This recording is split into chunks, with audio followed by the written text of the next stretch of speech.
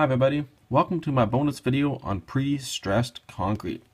So I myself study civil engineering, so I find this pre-stressed concrete very interesting. It's also widely used in many engineering applications, specifically civil ones, alright, because I believe this one here is some sort of bridge girder, and you can use pre-stressed concrete in parkades and basically any sort of concrete application where concrete's going to go under tension.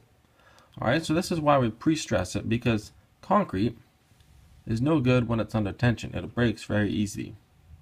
So what we do in pre-stressed concrete is we take these cables that you see poking out and we pull on them, and then we pour the concrete in place, let the concrete set, and then let go of the cables. Now those cables are going to want to rebound to their initial state, but now they're stuck in the concrete, so they're going to put the concrete into compression. Alright, concrete's good in compression. The advantage of this is that it allows the concrete to get a little bit extra advantage by being in the state of being compressed first. So when we start to put it in tension, it might start to get bigger, but then it needs to overcome its initial compression back to zero and then into the tensile region before it can start to fail. So it gives a much wider range of tensile stresses that this concrete can act on. Alright, so let's just take a look at an example that I've got here. So we want to make this blob of pre-stressed concrete right here. We want to pre-stress it with 5 cables. Each of the cables have an area of 20 square centimeters. And the way we're going to pre-stress this concrete is like this. We're going to take these cables. Now for the sake of making my math easier, I've lumped all the cables into one solid cable. You can see there at the top. We're going to take all these cables and we're going to pre-stretch them, alright, with a force of 800 kilonewtons. Then we're going to pour the concrete in place, keep holding the force on while the concrete sets. Once the concrete's hard, we'll let go of the cables, and then it's going to, of course, shrink back to its final position. Alright, so here again you can see the advantage of pre-stressed concrete, because this distance here is the amount by which the concrete has, gone into compression. So let's say if we have this piece here and we stretch it, let's say it breaks right here at the end of this arrow. Okay? Now in order to get it all the way to that breaking point, we need to pull this concrete almost twice the distance. Okay, so it gives it twice the amount of tensile capability. And that's why we do pre-stressed concrete. Alright, so let's take a look at what this is here. And for this question, you can analyze all sorts of aspects of this, but let's just find the final stress in the concrete. Alright, that's what we're going to go ahead to find. Alright, now we know that stress in the concrete is going to be the normal force in the concrete over the area of the concrete. So we need to set about finding this bit here, the normal force in the concrete. Okay, so let's start with, of course, a free body diagram of the piece. Alright, so we'll use the final piece because that's where the forces that we're going to be needing to be looking at are going to be acting in. We'll make a cut. Alright, and now we'll look this way, but really, it's uniform on each side, so we can really look anyway. Okay, so this is the forces bit. And let's get a free body diagram. Here's our cut edge, this bit here. And why not, let's quick color this in red. And we're going to have some forces in here. Alright, so I'm going to depart from the rule here, and I'm just going to decide where the directions are rather than drawing both things in tension. So we know in the final state this concrete is in compression. Okay, so this bit of concrete here, the arrow is not going to be pointing away, it's going to be pointing toward. That indicates compression. Alright, now we're going to call that normal force in the concrete. And the table, or the cable is still in tension from its initial state. Alright, it's still got this elongation, so it's still in tension. Not as much as here, but it still is in tension. So we can go and draw this arrow away, and it's going to have a normal force in there. Let's just call this steel, normal force in the steel. Okay, and of course, like this, sum of the forces, the x to be 0, and ns minus nc equals 0, or we can say quite simply ns equals nc. All right, about the simplest equation of equilibrium that there is. All right, now we don't have any other information by just looking at these two forces. All right, moments is not going to do anything for us in this situation. So this problem is statistically indeterminate. All right. So when something is statistically determinate, we need to look at displacements. So let's take a good look at the displacements because that's going to be the key into solving this problem. All right, and I've drawn this out with some dimension lines, arrows, things in there. So we're just going to fill those in. So this final bit here, let's take a look at that first. So when we put the concrete in initially, it's this length, and then finally it's this length. So the concrete has compressed by an amount, delta concrete, this length right here. All right. Now, initially we took the steel and we stretched it to this length. All right. So this difference here, we'll call that delta. All right. In the steel initially. And then after we let go with the forces, it comes back and it still has a bit of an elongation. We'll call that delta steel final. And then quite simply we can write this equals to the sum of those two things. Delta steel initially plus, equals delta steel final plus delta concrete final. All right, and we know that delta is equal to NL over AE. All right, the displacement of the steel initially is due to these four properties of the steel.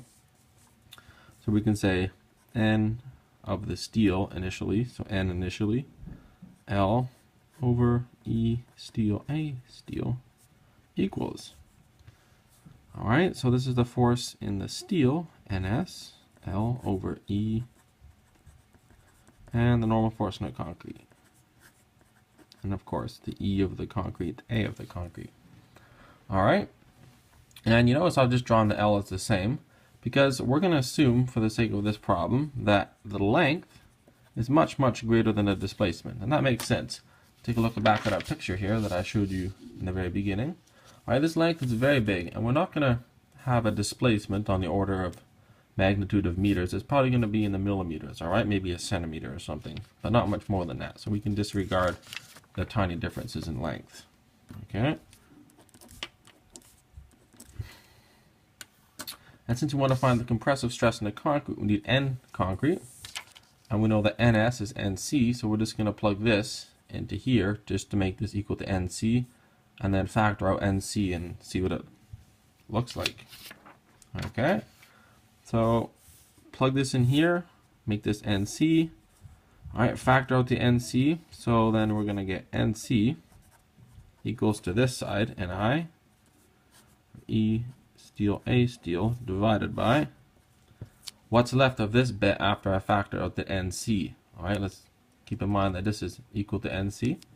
So that's going to be 1 over E steel A steel plus 1 over E CAC. All right, this is a pretty ugly looking complicated fraction. So let's simplify it by times in the top and bottom by ES AS. All right, that gets rid of this.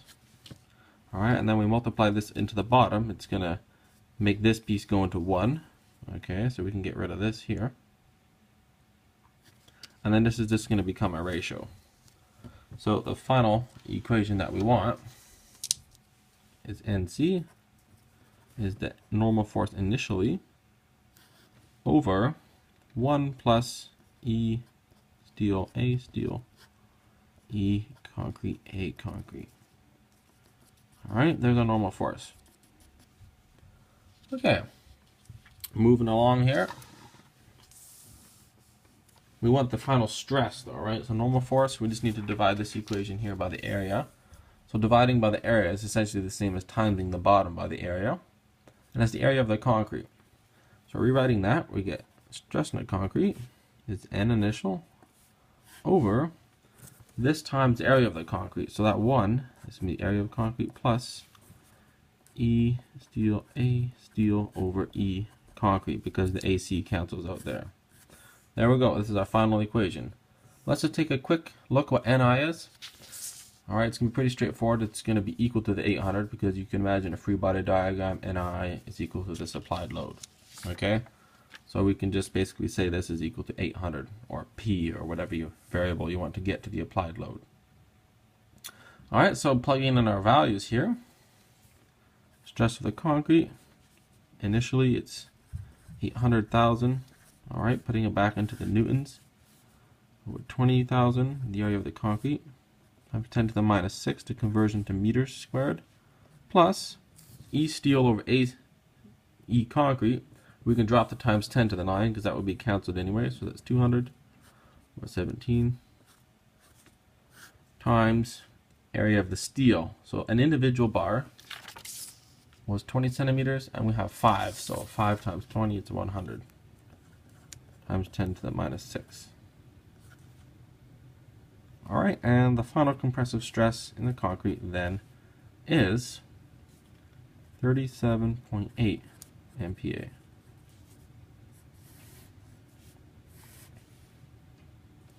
Alright, so that's the final answer there we get for stress. So, quick review. The key for this question was setting up this nice displacement diagrams. We looked at a free body diagram, solved it by realizing it was statistically indeterminate, and then we just solved for the stress. Alright, so I hope that helped you guys a bit. Now, let's take a look at what a graph of sigma versus epsilon in this case is going to look like. If you recall, this is the same graph we used to find Young's modulus. Okay, so this compressive stress, it's compressive, so it's going to be negative. Alright, and it's going to cause an initial bit of strain. Okay, so the strain is going to be negative also. Okay, so we're going to start down here. So the compressive stress, that's negative, strain. Alright, it's not going to be 0, it's going to be here somewhere. So really we're going to start over here. So now in order to get a positive strain, let's say it breaks over here. Alright, big breaking area. Bam. Okay, not good things happening. So if we would have not pre-stressed it, we would have started at 0, 0 and just gone up toward here. Okay, in this case now we start adding stress. We need to pass through this point before we get to here, and that gives us a longer range. So that again is the advantage of pre-stressed concrete. Alright, I hope this video helped and hope you enjoyed it. And I'll see you on my next video on something to do with mechanics of materials.